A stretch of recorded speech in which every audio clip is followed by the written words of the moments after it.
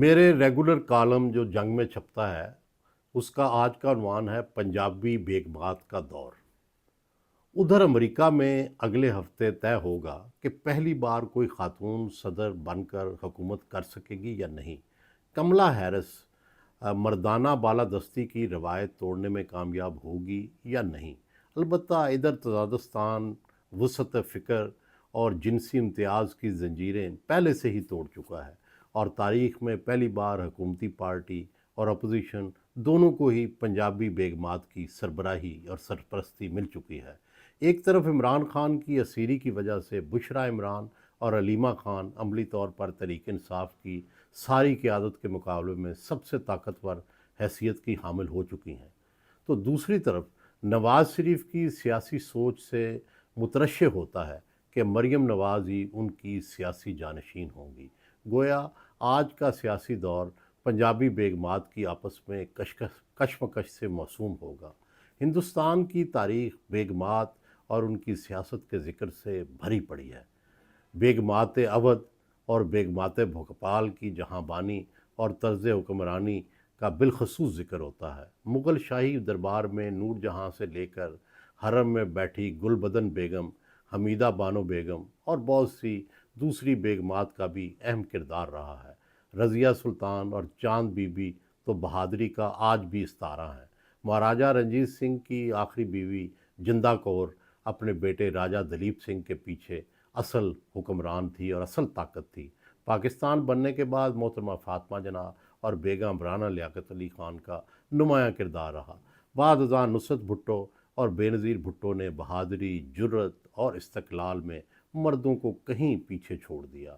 نواز شریف مشکل میں آئے تو ان کی اہلیہ کلثوم نواز نے گھریلو خاتون ہونے کے باوجود دانشمندی اور دلیری کے امتزاج سے مخالفوں کے دانت کھٹے کر دیے اور سارے خاندان کو چھڑوا کر سعودی عرب لے گئیں۔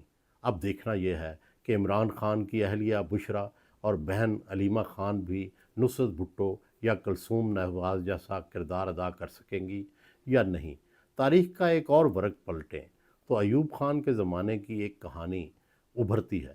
بھٹو قید میں تھے، نصرت بھٹو اور ایئر مارشل اسر خان ان کی رہائی کی تحریک چلا رہے تھے۔ بھٹو رہا ہوئے تو انہوں نے کہا جلسہ عام میں، نصرت اینڈ آلو خان گو بیک ہوم۔ نصرت اور آلو خان آپ دونوں گھر واپس جائیں۔ یہی کلثوم نواز کے ساتھ بھی ہوا کہ نواز شریف تیسری بار وزیر اعظم بنے تو کلثوم گھر تک محدود رہیں۔ البتہ یہ انہی کا کارنامہ ہے کہ انہوں نے نواز شریف کو، مریم نواز کو سیاست میں اتارنے اور پھر اپنا سیاسی جانشین بنانے کے ترغیب دی۔ مشکل وقت آیا تو مریم نواز والد کے شانہ بشانہ بہادری سے لڑیں اور مشکلات کے باوجود اپنا بیانیہ بنایا۔ اب بشریٰ عمران اور علیمہ خان کے امتحان کا وقت ہے۔ تحریک انصاف لاکھ وراثتی سیاست سے انکار کرتی رہے، آج بھی یہ دونوں خواتین ہی سب سے طاقتور اور پارٹی میں رتبے کے اعتبار سے سب سے آگے ہیں۔ چیئرمین گوہر علی خان ان سے وہ کہیں زیادہ طاقتور ہے۔ تحریک انصاف نے اگر عوامی اور احتجاجی سیاست کو کامیاب کرنا ہے تو اس کے لیے خاندان کی عورتوں کا آگے آنا لازم ہے۔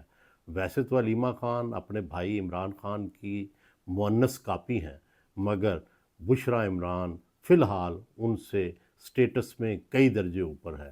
علیمہ خان اپنے بھائی کے ساتھ شوکت خانم ہسپتال کی تعمیر، نمل یونیورسٹی کے آغاز اور پھر تحریک انصاف کے پس منظر میں ہر جگہ شریک رہیں، مگر بشریٰ سے شادی کے بعد عمران جتنی عزت اپنی اہلیہ کی کرتے ہیں، یہ مقام کسی اور خاتون کو ان کی زندگی میں حاصل نہیں ہے۔ بشریٰ وٹو کو کوئی جادوگر کہے یا پیرنی، مگر عمران خان کے دل کے تخت پر آج بھی وہی براجمان ہے۔ وہ ان کے روحانی وین، ان کی عبادات، نیک اطوار اور ان کے سیاسی تجزیات کو بہت اہمیت دیتے ہیں۔ علیمہ خان کو وہ ڈانٹ بھی لیتے ہیں، ناراض بھی ہو جاتے ہیں، مگر بشریٰ کی ہمیشہ تعریف ہی کرتے ہیں۔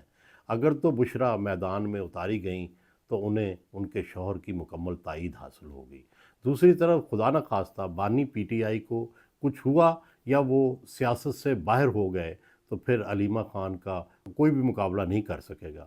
وہ عمران خان کی طرح تند و تیز اور جارحانہ لہجے کی حامل ہیں۔ جیسے انہوں نے گنڈا پور اور دوسرے پارٹی عہدیداروں کو اڑایا تھا، اب وہ جب چاہیں گی تو توپوں کے منہ کھول کر سب کو اڑا دیں گی۔ دونوں میں سے کسے موقع ملے گا یہ دیکھنے کی بات ہے، کیونکہ یہ معاملہ تو ڈھکا چھپا نہیں ہے کہ نند اور بھابھی کی ذرا نہیں بنتی، بلکہ وہ ایک دوسرے کو برداشت تک نہیں کرتی۔ خان کا وزن جس طرف ہوگا وہی طاقتور ہوگا۔ نونی سیاست بھی بڑی دلچسپ مرحلے میں داخل ہے۔ پنجاب میں مریم نواز روزانہ چوکے چھکے لگا رہی ہیں، ان کی ٹیم میں بھی طاقتور خواتین ہیں۔ مریم اورنگزیب باہر کی پڑی ہوئی ہیں، کارپوریٹ سیکٹر اور این جی اوز کو سمجھتی ہیں۔ پنجاب کابینہ میں وہ سب سے زیادہ طاقتور سمجھی جا رہی ہیں۔ عظمہ بخاری کے والد اور پھر وہ خود بھی پیپلز پارٹی میں رہیں۔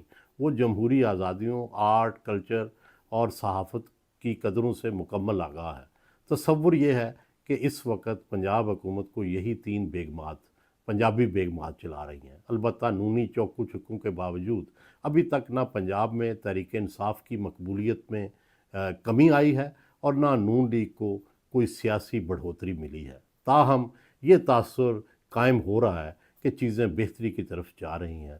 بالخصوص معیشت کے اعداد و شمار بہت مثبت تصویر دکھا رہے ہیں، گو ان کے اثرات ابھی نچلی سطح تک نہیں پہنچ سکے۔ نونی سیاست کا اس وقت سب سے بڑا المیہ پنجاب اور وفاق کی حکومتوں کا آپس میں عدم رابطہ اور متضاد راہوں پر چلنا ہے۔ ایک افسر نے اپنا نام ظاہر نہ کرنے کی شرط پر تبصرہ کرتے ہوئے کہا کہ پنجاب میں اور جماعت کی حکومت ہے اور وفاق میں کسی اور جماعت کی۔ پھر اس نے وضاحت کی کہ وفاق میں مسلم لیگ شہباز کی حکومت ہے اور پنجاب میں مسلم لیگ مریم کی حکومت ہے۔ ایسا کیوں ہے اور اسے ٹھیک کیوں نہیں کیا جا رہا؟ سیاست کے ادنا طالب علم یہ سمجھنے سے قاصر ہیں۔ اگر ایسا ہی رہا تو پھر مسلم لیگ نون مزید کمزور ہو جائے گی۔ یہ بھی لگ رہا ہے کہ مسلم لیگ نون کے سربراہ نواز شریف اگلے انتخابات جب بھی ہوئے میں وزیر اعظم کے امیدوار کے طور پر شہباز شریف کو نہیں، مریم نواز شریف کو اتاریں گے۔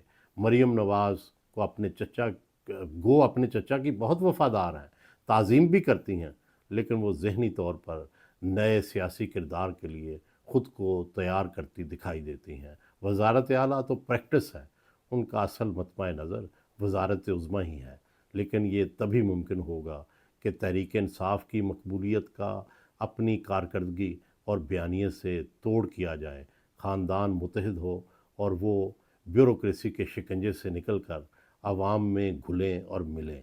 ارکان اسمبلی اور پارٹی کارکنوں سے دوری اور صلاح مشورے سے پرہیز ان کی مقبولیت کے راستے کے بڑے پتھر ہیں۔